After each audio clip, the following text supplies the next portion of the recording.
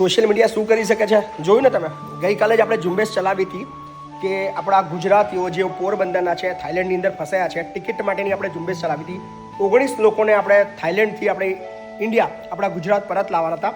તો એ બધાની ટિકિટ આપણે બધાની કરી દીધી છે, 1919 લોકોની. અને 1919 માટે આપણને સ્પોન્સર મળી ગયા છે. આપણા ફેસબુક ફોલોવરોએ કોઈએ 1 ટિકિટ, કોઈએ 2 ટિકિટ, એમ કરીને 19 ટિકિટો થઈ ગઈ છે.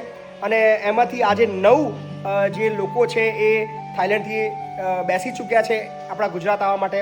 અને બીજા જે 10 છે એ રાત્રે 9 વાગે બેસવાના છે. એટલે આજે રાત્રે 12 વાગ્યા સુધીની અંદર તમામ એ આપણા 19 ગુજરાતીઓ આપણા ગુજરાત વતને આવી જવાના છે. રાત્રે લગભગ 1 વાગે આપણા સંકુલે પહોંચશે. આપણી જે બસ છે એમને એરપોર્ટ લેવા જવાની છે અને અહીંયા આપણા સંકુલે રોકાશે આજે રાત્રે. અને આવતીકાલે અથવા પરમ દિવસે આપણે એમને પોરબંદર મોકલીશું. સો તમામ અમારા સપોર્ટરનો બહુ બધો આભાર. થેન્ક યુ સો મચ કે જ્યારે પણ કોઈ કામ માટે મેં ઝુંબેશ ચલાવી છે, તમે દિલથી એ ઝુંબેશને ઉપાડી લો છો, પોતાની ફરજ સમજીને મદદ કરો છો. સો મારો 1 પણ રૂપિયો આ ટિકિટમાં નથી. હું ફક્ત માધ્યમ છું. અને આપ તમામ મિત્રોએ જે પ્રેમ આપ્યો છે, થેન્ક યુ સો મચ.